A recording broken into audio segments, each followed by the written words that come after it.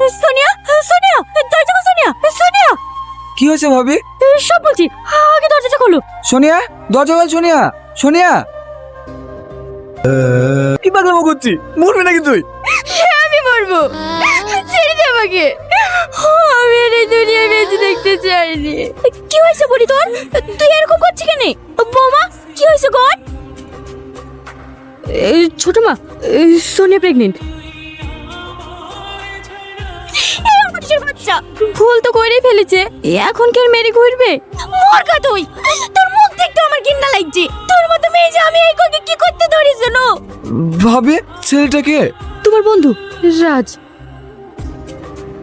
দেখেন ভাই, ছেলে মেয়েদের যখন ভুল করেই ফেলেছে, মেনে না লিয়ে ছাড়া তো আমাদের আর কোনো উপায় নাই। কিন্তু রাজ তো সে দুপুরের পর থেকে বাড়িই আসেনি। ওর মা ওকে সমানে ফোন করে যাচ্ছে, ফোনটাও ধরছে না। মিথ্যে কথা বলছেন আপনারা। আপনারা কোথাও লুকিয়ে রেখেছেন। আমার পুরি যদি কিছু হয়ে যায় না, আমি কাউকে ছাড়বো না। রানা, একটু শান্ত হো বাপ।